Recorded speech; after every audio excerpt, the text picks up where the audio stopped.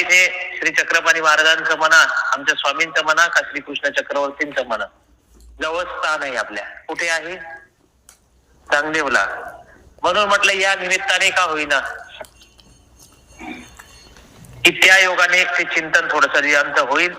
थोडा व्यतिक्रम होतोय श्री दत्तात्रय महाराजांच्या जी आपण आतापर्यंत बऱ्याच वेळा पाहिल्या, परंतु तरी सुद्धा श्री चक्रपाणी महाराज हे आपल्यासाठी वंदनीय पूजनीय आहेतच आहे. तिसरे आपले अवतार म्हणजे श्री चक्रपाणी प्रभू निश्चितपणे या परिसरामध्ये क्रीडले आपण दैवाचे भाग्याचे आहात का त्या योगाने आपल्या जिल्ह्याला जवळचे श्री क्षेत्र चांगदेवचं म्हणा, हरताळ्याचं म्हणा, हे स्थान आपल्याला उपलब्ध आहे. म्हणून आहे चरित्र छोटस, या फार कमी प्रमाणात सापडतात. चक्रपाणी महाराजांच्या लिहा कमी प्रमाणात आहेत.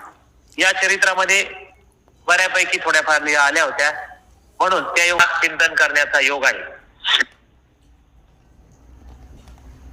श्री चक्रपाणी राहुळ अवतार निरोपण म्हणजे श्री चक्रपाणी प्रभूंचा जो अवतार आहे तो कशा पद्धतीने झाला त्याचं निरूपण या ठिकाणी करतात. गोसाव्यासी प्रतिष्ठानी गणपत मढी अवस्थान. पैठणला अनेक मठ होते. भोग नारायणाचा असेल त्यामध्ये हा एक गणपत मठ होता. इथे स्वामींना अवस्थान होतं. बरेच महिने म्हणा, बरेच वर्ष स्वामींचा कालखंड आपण पाहतोय पैठणला होता आणि जीवोद्धरण कार्य पैठणला सुरू केलं.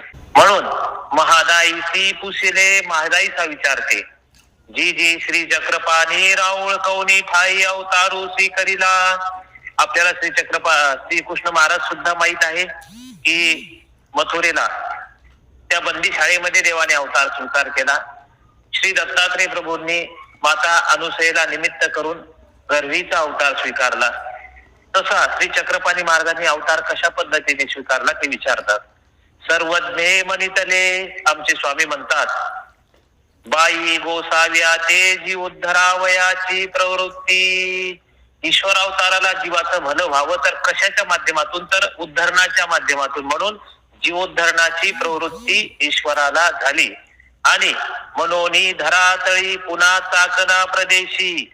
त्या प्रदेशामध्ये पुन्हा चाकणा प्रदेशी, पुण्याच्या जवळ चाकण आहे आजचं, त्या प्रदेशामध्ये एक विचार केला. पुण्याला सुद्धा स्थान असते बरं, आपण दैव भाग्य जोडलं नाही, नाहीतर पुण्याला सुद्धा वस्ती श्री चक्रपाणी महाराजांची झालेली आहे समोर काही दिगा याच्यामध्ये, परंतु स्थान अनुपलब्ध आहेत. कारण श्री चक्रपाणी प्रभूंचे पिता कोण?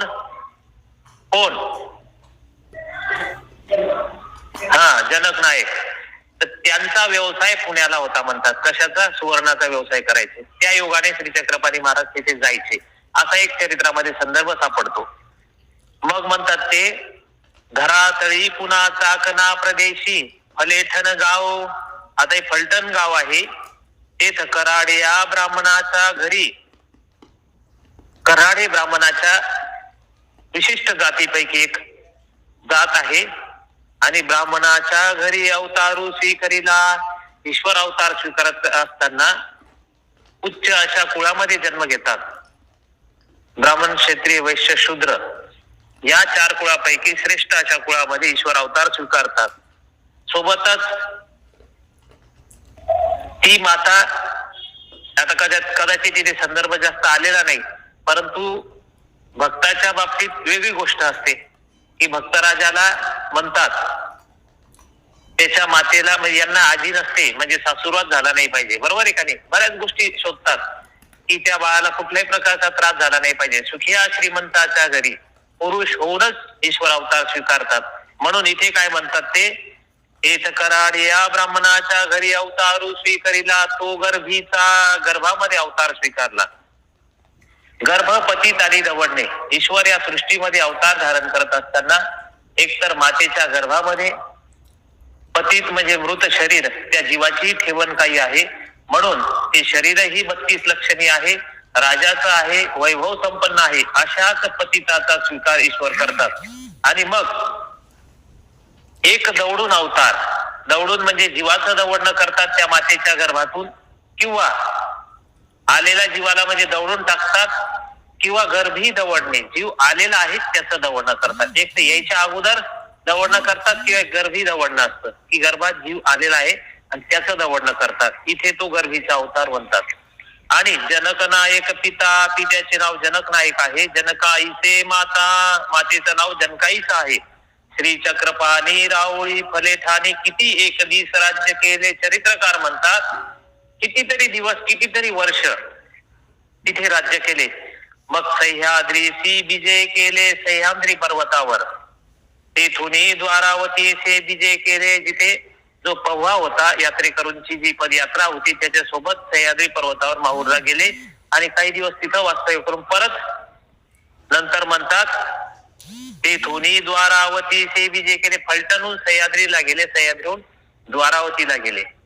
द्वारकेला महादाईसाला स्वामींनी निराकरण केलेलंच आहे, काही बाई जाऊ नका तुम्ही, पण तरी सुद्धा जातच आहात तुम्ही तर तिथं श्री चक्रपाणी महाराजांच्या सप्त पाताळ गुंफा आहेत, त्या वंदन करून या. कारण द्वारकेला श्री प्रभू बाबांचाही संबंध झालेला आहे, द्वारकेला श्रीकृष्ण चक्रवर्तींचाही संबंध आहे, पण अनेक ईश्वर अवताराच्या आठवणी तिथे आहेत आणि श्री चक्रपाणी महाराजांचं प्रत्यक्ष वास्तव्य तिथे द्वारकेला झालेलं आहे. म्हणून कदाकाळी जर आपण तिकडे गेलात तर निश्चितपणे तिथं आपलं स्थान आहे. महादाईसी पुसिले, महादाईचा विचारते जी जी श्री चक्रपाणी रावांचे कैसे जन्म झाले, म्हणजे त्यांचा अवतार कसा झाला. सर्वज्ञे म्हणितले बाई पुरंदर पर्वताच्या तळवटी, पुरंदर मध्ये त्या पर्वताच्या तळवटी म्हणजे खालच्या भागाला महाविशाल फलेठानी नगरी, त्या काळी फलटणी नगरी होती. चौदिशा चारी महाद्वारे, आणि त्या फलटण शहरला चारी बाजूनी मोठ्या मोठ्या महाद्वार वेशी होत्या, परकोट, आणि त्या परकोटाच्या मध्यभागी दरवाजा. तीर्थ मठ म्हणजे जुने मठ सुद्धा होते. मंडप वेगवेगळ्या पद्धतीचे सभा मंडप होते. देवळे होती, जुनी प्राचीन मंदिरे होती. आजही पहा आपण जैनांची दक्षिण काशी म्हणून ओळखली जाते आणि माळवांची सुद्धा दक्षिण काशी फलटण म्हणून ओळखल्या जाते. आणि जुनी अनेक मंदिर आपण आपल्याला तिथे पाहायला मिळतात. जर आपण पान टेकण्याचं स्थान केलं तर कला कुसर आणि कोरीव असं काम तुम्हाला तिथे पाहायला मिळेल. अशा पद्धतीने गोपुरे, ढवळारे, अनेक मार्बलची सुद्धा तिथे आपल्याला मंदिरे पाहायला मिळतील. या नगरा पश्चिमे ब्रह्मपुरी असे, याच नगरामध्ये पश्चिम दिशेला ब्रह्मपुरी नावाचा एक नगराचा भाग होता. तीर्थ कराडे या ब्राह्मणाच्या कुळी, कराडे ब्राह्मणाच्या कुळामध्ये राजनायक नावे ब्राह्मण, राजनायक नावाचे ब्राह्मण होते. तो विख्यात वेद विद्वांस, ते वेदाचे जाणते होते. त्याचे भारे नाव राजाईचे, राजनायकाच्या पत्नीचे नाव राजाईचे. आता काय कर्म धर्म संयोग माहित नाही. जनक नायक आणि जनकाईचा, राजनायक आणि राजाईचा, असेच प्रघात कालखंडाचा त्या. आणि राजनायकापासून राजाईसाची 7 पुत्र झाले, म्हणजे 7 पुत्र प्राप्ती त्या राजाईसाला झाली. वडील रूपनायक, त्यामध्ये मोठे जे होते ते रूपनायक होते. आणि रूपनायकापासून रेमनायक, रूपनायकापासून पुत्र झाले रेमनायक. आणि जनक नायक झाले आणि रेमनायकापासून जनक नायक. बघा त्यांनी 1 2 3 म्हणजे 3 पिढ्यांचा इथे विस्तार सांगितलेला आहे. जनक नाये भारे नाव जनकाईचे, जनकाईचे त्यांच्या पत्नीचं नाव. जनक नायक ते व्यापारी, ते व्यापारी होते. पुत्र नाही म्हणून बहुत उपाय केले, अनेक प्रकारचे उपाय केले, मनोरथ केले असतील आणि काही जे म्हणतो आपण वैद्याकडे गेले असतील, काही औषध उपचार केला असेल, काही पुत्र प्राप्ती झाली नाही. मग तयाचा गोत्रजी म्हणितले, त्यांच्या नातेवाईकांनी म्हटले पुत्र नाही तरी अनेक संबंध करा. आता पुत्र प्राप्ती नाही तर दुसरा विवाह करा तुम्ही. मग अनेक विवाह केला, आता विवाह केला परत. सांगतात ना कर मराठीमध्ये, आता तुमचं काही नाही आता दिसत असं, अशा पद्धतीने थोडासा विचार करा तुम्ही तुमच्या भविष्याचा, कुळाचा. याची इच्छा नसली तरी नातेवाईक तुम्हाला गुंतवून देतात. अशा पद्धतीने नातेवाईकांनाही भलंच करा वाटतं याचं. परंतु जेव्हा दुसरा विवाह होतो तेव्हा परत आणखी गुरफटत जातो. दोन्ही विस्तार सांभाळताना दमछाक होते. अशा पद्धतीने त्यांनी त्यांना सांगितलं दुसरा विवाह केला आणि केल्याच्या नंतर ते जनकाईसाची 10 कोटी बहीण कर्मधर्म सहयोग चांगला की घरातली म्हणजे श्री चक्रपाणी महाराजांची मावशीचं नाव काय होतं रंभाईसा आणि रंभाईसा ती ते संबंध केला परी ती ही पुत्र नव्हेची काय योग बघा कसं बस दुसरा विवाह केला तरी तिलाही पुत्र प्राप्ती नाही मग जनकाईसाची माता पितरे ती चाकणेची चाकण शहरामध्ये जनकाईसाची माता पिता होती तेही तेथची स्थानक देवता चक्रपाणी नामे आजही तिथे मंदिर आहे आणि तिथली देवता होती चक्रपाणी तया ते नवशिले म्हणजे नवस केला जे माझी एकन्येसी पुत्र हो मा तुझ 100 सोन टक्क्याची पूजा करोनी जर माझ्या मुलीला मुलगा झाला मला नातू झाला तर 100 सुवर्ण मोहरांची पूजा बांधू आम्ही सोनं फार महाग झालं बर काल कोणतरी आणलं बाबांना म्हणे दत्तात्रय महाराजांना देऊ का तिथं टोपाला बांधू का देवाच्या गाळ्यामध्ये बाबाने तुमची श्रद्धा आहे काही हरकत नाही पण बाहेरचे डोळे फिरले तर याला काही जबाबदार मी नाही अशा पद्धतीने सांगायचं तात्पर्य देवाचं बी माणसाला घ्यावंच वाटतं देवच घ्या ना त्यापेक्षा नाही का अशा पद्धतीने सांगायचं तात्पर्य की महाग झालं तुम्ही तसे नाहीत भाव म्हटले काय हरकत नाही परंतु ते बारीक आहे कुठं हरवलं वगैरे तर सारखा टोप काढला जातो कुठं पडून जाईल ते बंधन छोटं होतं तर अशा पद्धतीने सांगायचं तात्पर्य का ते तिची स्थानक देवता चक्रपाणी नामे तया ते नवशिले म्हणजे नवस बोलला काय जे माझे कन्येसी पुत्र हो मा तुझ 100 सोन टक्क्याची पूजा 100 मोहरांची तुम्हाला पूजा करू तुझेची नाव ठेवून आणि तुमचंच नाव आमच्या नातवाला देऊ ऐसा संकल्प केला म्हणून चक्रपाणी महाराजांना चक्रपाणी नामना लक्षात घ्या बारीक सारीक गोष्टी या चिंतनातून लक्षात येतात ऐसा संकल्प केला आता दुसरा संकल्प बघा तवैरीकडे जनक नायका पूर्णा तापी संगमी पूर्णा आणि तापी नदीचा संगम आहे आणि एक तिसरी नदी आहे म्हणतात तिथे संगमाला कोणती बाई 3 नद्याचा संगम आहे संदेवला 2च येत पहा बरं मला जास्त ऐकू येत हा पूर्णा आणि तापी बर 2 संगम हा पूर्णा तापी संगमी विख्यात चांगदेव नामे देवता ते नवशिले कोण नवस केला आता हा कोणी नवस केला हा फलटणच्या आजोबांनी हा आम्हासी पुत्र हो जर आम्हाला पुत्र झाला तुमच्या कृपेने मा 100 सोन टक्क्याची पूजा करोनी म्हणजे यांच्यापेक्षा हे घरानं श्रीमंत दिसत लक्षात घ्या 1000 सुवर्ण मोहरांची पूजा आम्ही चांगदेवच्या त्या देवतेला बांधू आणि मग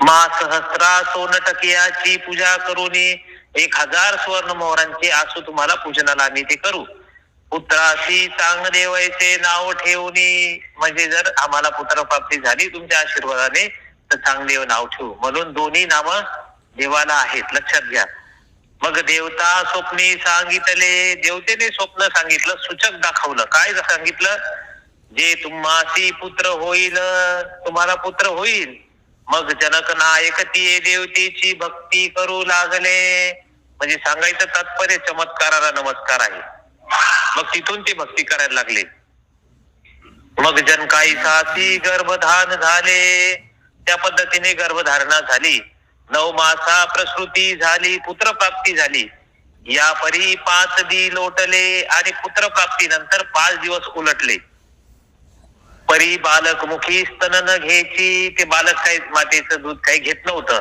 यावर जनकाईसा दुःख करू लागली बघा काय कर्मधर्म संयोग पहिल्या पत्नीला पुत्रप्राप्ती झाली नाही व दुसरी पत्नी केली तिलाही पुत्रप्राप्ती झाली नाही ईश्वर हेतू असा काही अदृष्टाचा असेल की त्या जनकाईसाच्या गर्भामध्येच यावं अशी तिची जोड असेल लक्षात घ्या देवाने आपल्या गर्भी यावं यासाठी काहीतरी जोड लागते पण ते जनकाईसालाच पुत्रप्राप्ती झाली पण ते बालक काही दूध घेत नव्हतं 5 दिवस उलटले तरी यावर जनकाईसा दुःख करू लागली ती दुःख करते तो सासुरे रूपनायके संभोग केले मग सासरे जे रूपनायक होते ते काय म्हणतात तिला जे जनक नायके जिये देवतेची नवसिले, तुम्ही ज्या देवतेला नवस बोलला होता त्या देवते दर्शनाने या का, त्या देवतेला दर्शनाला घेऊन जात नाही का? कारण ज्या ज्या स्थानाला आपण नारळ बांधतो की आम्हाला नातू होऊ द्या, आम्हाला पंतू होऊ द्या, आम्हाला पुत्र होऊ द्या, ते बालक झाल्यानंतर दर्शनासाठी त्या बाळकाला त्या त्या स्थानाला आपण घेऊन जात असतो. हा प्रघात आहे, ही रूढी आहे आणि ही श्रद्धा पण आहे, लक्षात घ्या. तया देवते दर्शनाने या का, कावर नेत नाही? म्हणजे आजोबा म्हणतायत श्री छत्रपती महाराजांचे, मानिके होईल, कारण ती श्रद्धा आहे, ते व्यवस्थित होऊन जाईल. मग तेही मानिले, मग त्यांनी होकार दिला त्या शब्दाला. तव स्तनपान केले, आणि ते बालक स्तनपान करा, ही श्रद्धा आहे. सांगायचं तात्पर्य असाच एक फोन आला एके दिवशी, म्हणजे बाबा बाळ तर झालं परंतु दूध घेत नाही, काय करावं? विडा ठेवा जायच्या बाबाला. देवाला विडा ठेवला, काही झालं नाही. म्हणजे तुम्ही विडा ठेवला नाही का मनातून?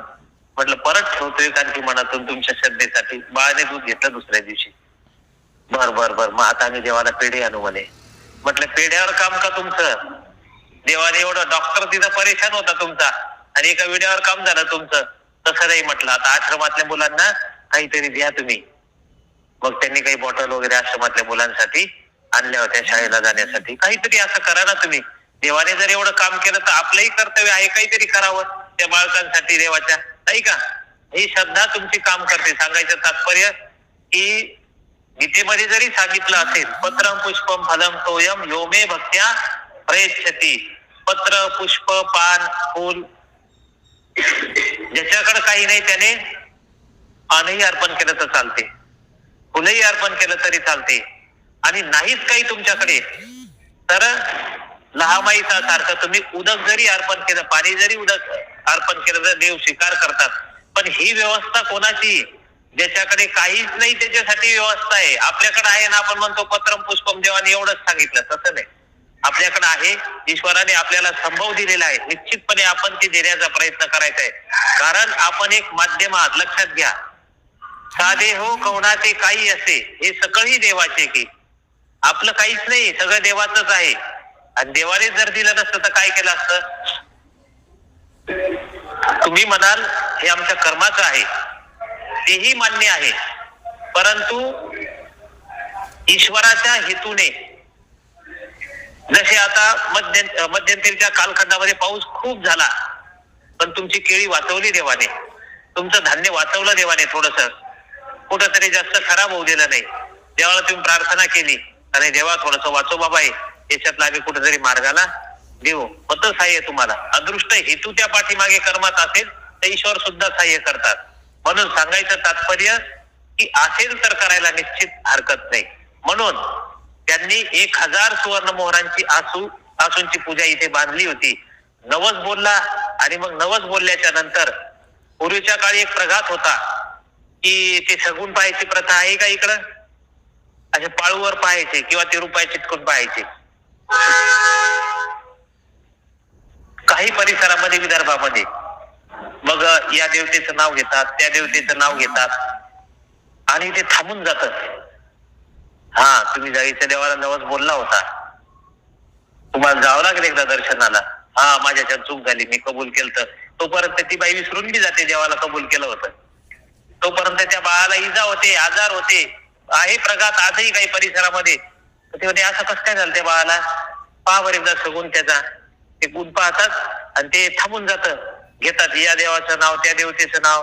आणखी कुठं कुठं श्रद्धा आहे तुमची, ते म्हणणार आम्ही देवाला जातो का माऊरला जातो, ते नावं घेतात. ते थांबतं, त्या देवतेवर म्हणा का त्या स्थानावर म्हणा, नाव घेतल्यानंतर थांबून जातं.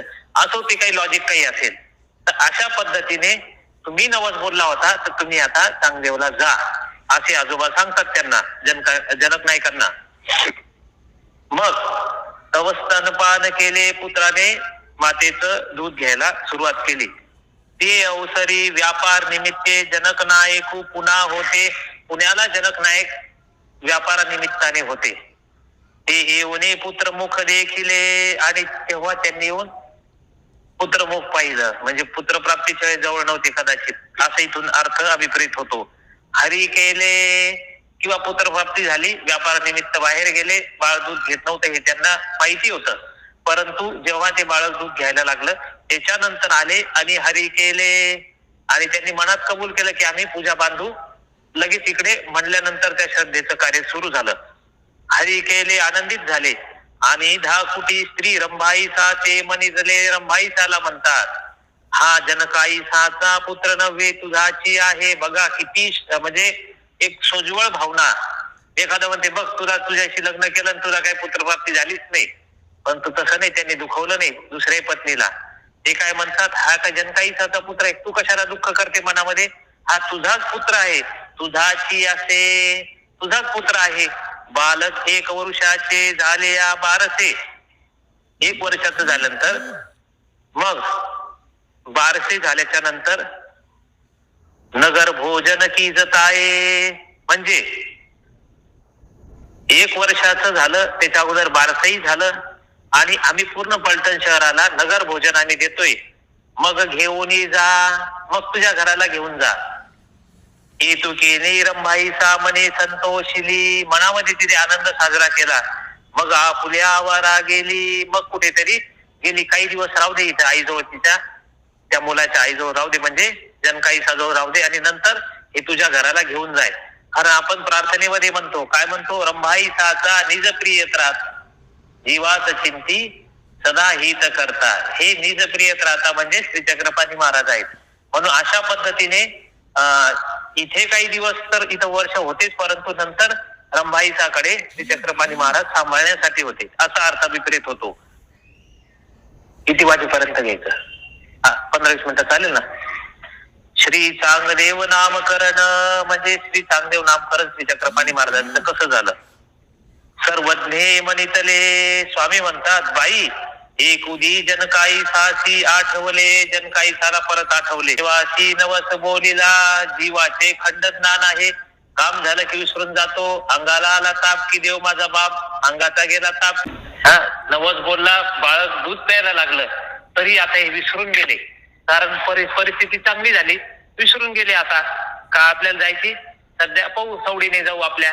आणि मग त्यांना एके दिवशी आठवले, जे चांगदेवाची नवस बोलिला, आपण नवस बोलला होता तरी आपुल्या पुत्रा मास 3 झाले, 3 महिने उलटले तरी आपण काही गेलो नाही.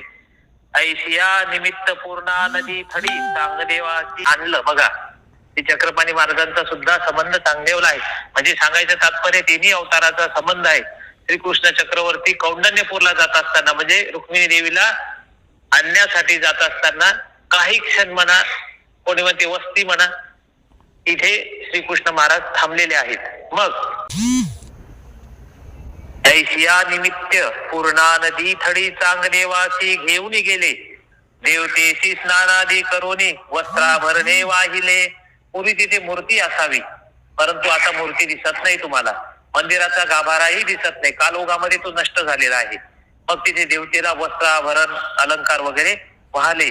सहस्रा सोनटकेयाची पूजा केली.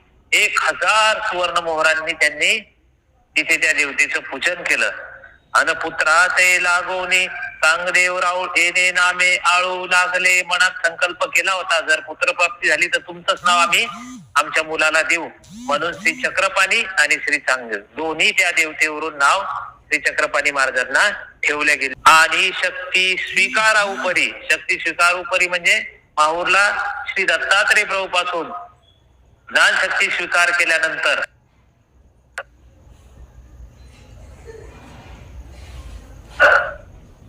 जो पव्हा म्हणजे पदयात्रा निघाली होती फलटणहून सह्याद्री पर्वतावर, श्री दत्तात्रय प्रभू व्याघ्रविनी प्रभूंना ज्ञानशक्ती करून देतात तिथे.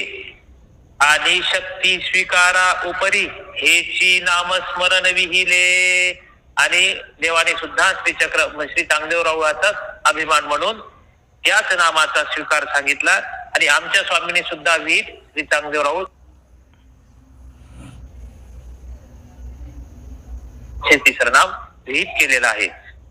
श्री चक्रपाणी नामकरण म्हणजे श्री चक्रपाणी हे नामकरण कशा पद्धतीने झालं. सर्वज्ञ एक उदी पुन्हा होणे कमल नायक जनकाईसाचे बंधू म्हणजे श्री चक्रपाणी प्रभूंचे मामा हे पुण्यावरून कुमरा सहित जन काही साते चाकणा घेऊन आले, चाकणला घेऊन आले आणि तेही आपुला नवस पूर्ण केला. त्यांनी तिथे चाकणला नवस बोलला होता. छता 100% पूजा देवते संपादिली म्हणजे अर्पण केली. आणि श्री चक्रपाणी राऊळ असे म्हणू लागले. तेव्हापासून श्री चक्रपाणी राऊळ असे त्यांना म्हणायला लागले. 1 मास झाला, 1 महिना झाला, जनकाईचे तेथची राहते असती म्हणजे कुठे चाकणला. तव रूप नायके कवना ते आणू पाठवले म्हणजे बाळकाला आणि मातेला. जे आम्हा श्री चांगदेव राऊळ जे खिल्या विन न गमे, आम्हाला बाळकाला पाहिल्याशिवाय आमच्या मुलाला पाहिल्याशिवाय काही आम्हाला मन रमत नाही. यावरी वडिले माता पुत्राची वस्त्रालंकारे करून बोळविले म्हणजे त्यांच्या आजोबांनी त्या बाळकाला आणि जनकाईसाला वस्त्र अलंकार वगैरे घेऊन परत पाठवणी दिली फलटणसाठी. आता पुढे म्हणतात रंभाईसा गृही क्रीडा. रंभाईसाच्या घरी कशा पद्धतीने क्रीडा होती. सर्वज्ञे मनितले बाई एकुली जनक नायका फुले आवारी असता. जनक नायक आपल्या आवारामध्ये आपल्या वाड्यामध्ये आपल्या गृहामध्ये असता. श्री चक्रपाणी राऊळा ते खेळू लागले. बालकासोबत खेळ क्रीडा करत होते. तव चक्रपाणी 1 वर्षाचे झाले असती. 12 महिन्याचे श्री चक्रपाणी महाराज झाले. मग रंभाईचा मावशी होती त्यांची. ते जनक नायका ते मनितले म्हणतात. काय म्हणतात त्यांना ते? मागा तुम्ही माते ऐसे मनितले होते. तुम्ही पूर्वी मला असं म्हटलं होतं. हा कुमरू तुझाची असे. बायांच्या चांगलं लक्षात राहतं. याचं उदाहरण हे म्हणजे तुम्ही माग तर म्हटले होते मला असा अलंकार घेऊन देईल दिवाळीला. या वर्षी तर शेतीच चांगली नाही झाली. सांगायचं तात्पर्य ते म्हणतात तुम्ही मला 1 वर्षापूर्वी शब्द दिला होता. हा पुत्र काही जनकाईसाचा आहे, हा तुझाच आहे. मग आता 12 महिने झाले, कुठे माझा आहे? मग मागा तुम्ही माते ऐसे मनितले होते. हा कुमरू तुझाची असे तुझाच आहे. तर आता न्या म्हणा. आता मनावर घेऊन जा तुझ्या घरी तुझ्या वाड्यामध्ये. आता कसं काय म्हणत नाही का हिंमत तुमची म्हणायची. माझी या गृही घेऊन जाईन मी. या बालकाला माझ्या घरी घेऊन जाईल सांभाळण्यासाठी. जनक नायके मनितले न्या. बघा किती उदार आहेत ते म्हणतात घेऊन जा तुमचंच आहे. रंभाईसा हरकली म्हणजे एकदम हर्षित झाली. आता ही मावशी होती म्हणून जनकाईसा पण काही बोलली नाही, कारण बहीण होती लक्षात घ्या. आणि श्री चक्रपाणी कडे घेऊन आपुल्या आवारा आदिले आणलं. ते आज आपण दगडी मंदिर कोरीव कुसर जे बांधलेलं मंदिर आहे नवीन विद्वान बाबांच्या आश्रमच्या पुढे, तो रंभाईसाचा वाडा होता म्हणतात. आणि मग कौड कौतुक करती. बालकाला जवळ घेऊन त्याचा संगोपन करताना लाड करायच्या. आणि बाईया सांगा ते श्री चक्रपाणी राऊळा ते कडे घेऊन रंगनाथाच्या मठा जाती. मैत्रिणींसोबत पलीकडे रंगशिळेचं मंदिर आहे तिकडे घेऊन जायचे. तो माझी कांडी कोरी शिळा. तिथं कोरलेल्या शिळा होत्या. त्यावर ते श्री चक्रपाणी खेळती. तिथे खेळत होते. किंवा इकडे पानपेकडे मंदिर होतं, गोपाळाचं मंदिर होतं. अशा पद्धतीने रांगती. तिथे श्री चक्रपाणी महाराज रांगत होते. मावशी रंभाईची आणि मावशी रंभाईचा श्री चक्रपाणी कारणे रंगनाथा पूजा बांधिती. तिथे रंगनाथाच्या मंदिरामध्ये पूजा बांधायच्या पलीकडे. बोने करीती. बोने म्हणजे नैवेद्य उपहार करीती. मग बारसे केले. तिने वेगळं बारसं केलं. तिच्याकडे आलं बाळ म्हणून. नगर भोजन दिधले नाही. हा एक संदर्भ पाठीमागे पाहिला की 1 वर्षानंतर आपण नगर भोजन देऊ असा मनोरथ जनकाईसांनी केला होता. बारसा आणि त्याच्यानंतर हे नगर भोजन दिलं. रंभाईसा गृही श्री चक्रपाणी राव वाढते झाले. अशा पद्धतीने श्री चक्रपाणी महाराज तिथे वाढायला लागले. चालायचं का पुढं? 4:30 पर्यंत चालायचं. हा छोट्या लिहायचं. हा बर अजून 5-7 मिनिटं. सर्पश्री करी गोंजरने. आमच्या स्वामीच्या चरित्रामध्ये आपल्याला पाहायला मिळतं. कुठे पाहायला मिळतं? कुठे पाहायला मिळतं? सर्प कुठे पाहायला मिळतो? वडनेर भुजंगला मिळतो. आणखी परत नाथोबांना सांगतात सर्प धरा, नवगावीचा सर्प उतटीला, आहे की नाही. बऱ्याच ठिकाणी आपल्याला सर्प पाहायला मिळतो.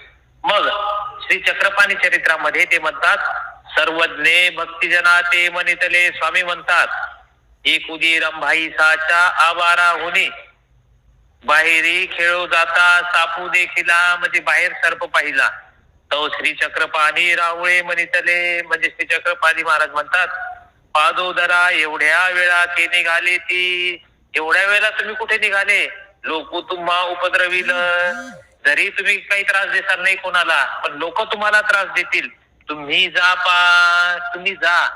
ज्याप्रमाणे आमचे स्वामी सावळदबाऱ्याहून म्हणजे सावळदबारला येत असताना स्वामींच्या पाठीमागे एक व्याघ्र आला होता. चरित्रकार म्हणतात, बाईसांनी त्याच्या पाठीवर ओझं दिलं होतं आणि गावाच्या जवळ पोहोचल्यानंतर 11 पर्यंत पोहोचल्यानंतर स्वामी त्या वाघाला म्हणतात, महात्मे आता जा. बाईसा म्हणते, बाबा येऊ द्या ना, बरं आहे आपल्याला ओझं ठेवायला.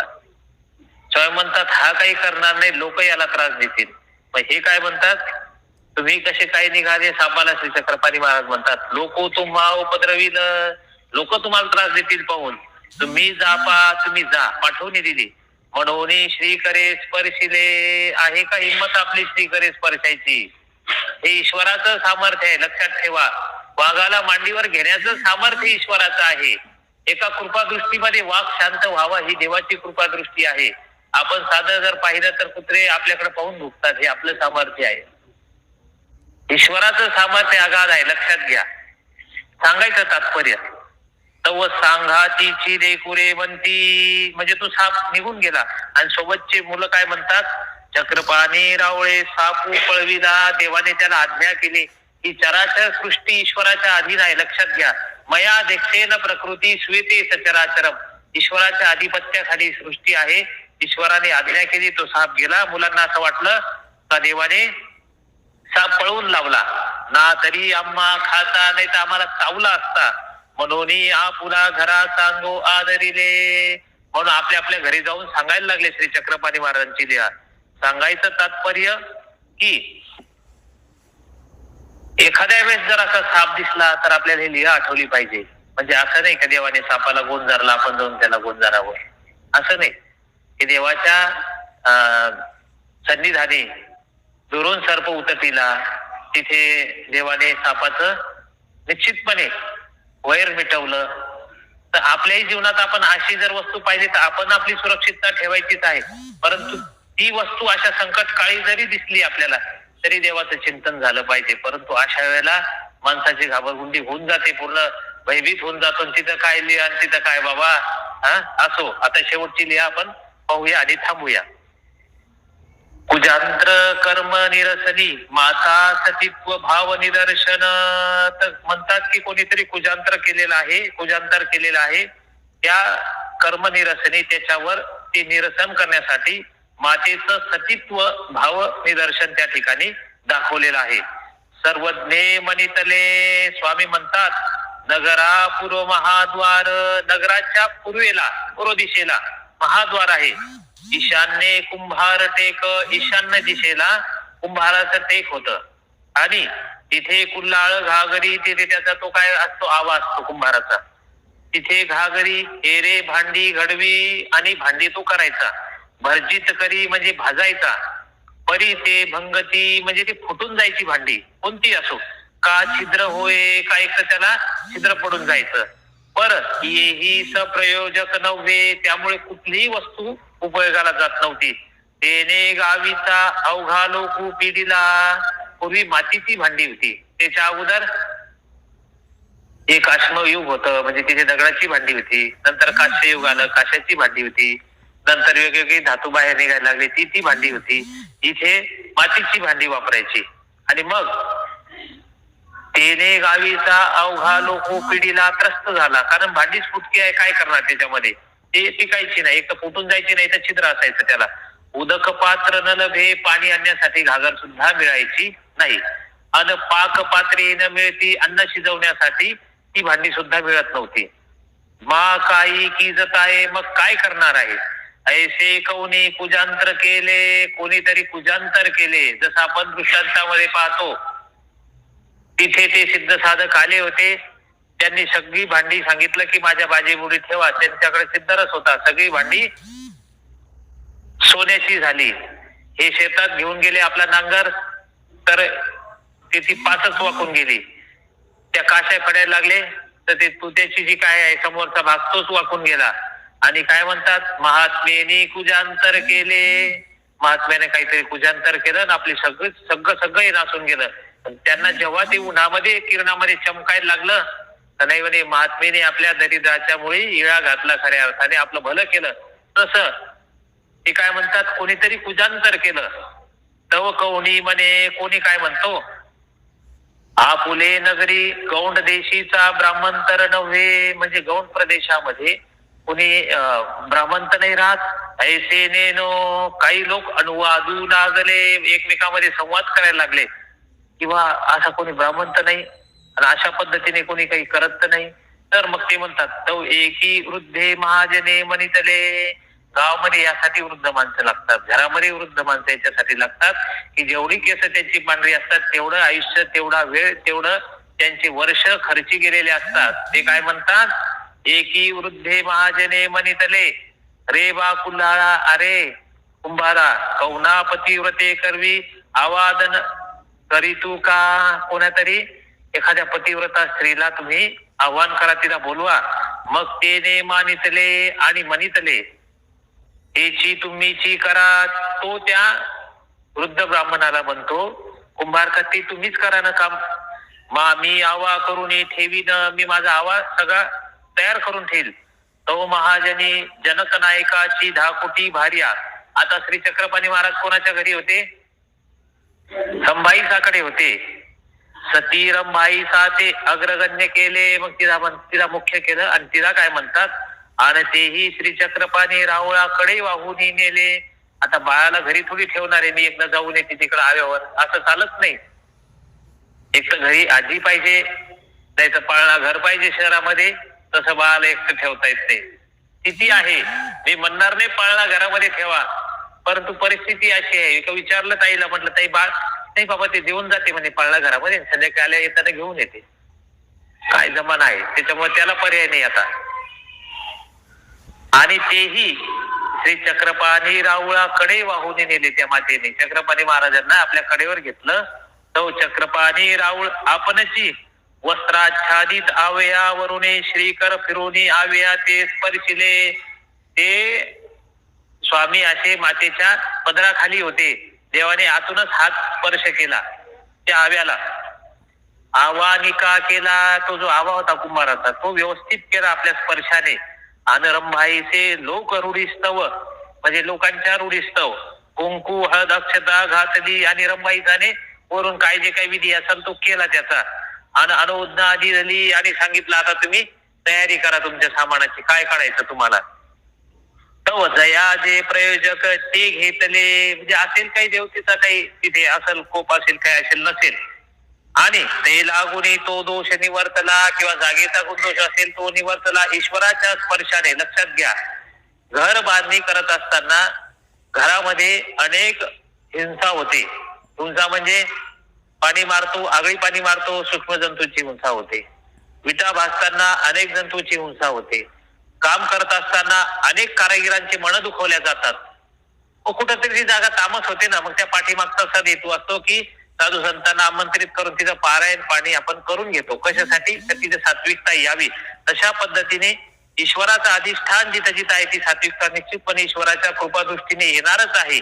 तसं श्री चक्रपाणी महाराजांना नेलं आणि तिथं त्यांनी हातून पदराच्या खालून असा स्पर्श केला आणि ते व्यवस्थित झालं. लोक रूढीस्तव रंभाईसाने कुंकू हात काय टाकलं, तिथला दोष ईश्वराच्या कृपादृष्टीने निवर्तला. आन बरवा आवा निघू लागला. आता भांडी फुटायला लागली नाही, व्यवस्थित भांडी सर्व यायला लागली. लोकू आनंदले, म्हणजे लोकांना आनंद झाला. रंभाईसाचे सतीत्व प्रगटीये केले. रंभाईसाई पतिव्रता आहे असं लोकांनी मान्य केलं. आपुले सामर्थ्य दाविले. अशा पद्धतीने ईश्वराचं अदृष्टपणे सामर्थ्य दाखवलं देवाने आणि रंभाईसाला लोक जे आहेत त्या पद्धतीने मानायला लागले की नाही खरंच सतीवान स्त्री आहे. अशा पद्धतीने सांगायचं तात्पर्य की ईश्वराच्या कृपादृष्टीने मनोधर्माने कुठली गोष्ट अंधा देखे लंगडा चल कर पौसे काशी रे, अशा पद्धतीने ईश्वराची कृपादृष्टी असेल तर आपल्या घरावर, आपल्यावर आणि आपल्या जीवनावर सगळं काही भलं होत असते. सांगायचं तात्पर्य, श्री दत्तात्रय प्रभूंच्या कृपादृष्टीने गेल्या 28 वर्षापासून आपण या ठिकाणी आहात. आपण या, आपल्या मुलांना घेऊन या, आपल्या पुढच्या पिढीला सुद्धा आपण आणण्याचा प्रयत्न करायचा आहे की देवाची ती कृपादृष्टी सदैव आपल्या परिवारावर राहिली पाहिजे. हा सद हेतू ठेवून आदरणीय पूजनीय श्रद्धेय प्रातस्मरणीय श्री बाबाजींच्या प्रसन्नतेने निश्चितपणे आपल्या सर्वांना हे ब्रह्मविद्या ज्ञान अवगत होत आहे, होत राहावं म्हणून आजची सेवा बाबाजींच्या प्रसन्नतेने या ठिकाणी सादर करण्याचा योग आला. आजची सेवा श्री दत्तात्रय प्रभूंच्या चरणी निर्हेतुक बुद्धी सादर करतो आणि आजचे पोथी सत्र संपले असं जाहीर करतो. सर्वज्ञ श्री चक्रधर स्वामी की जय. दंड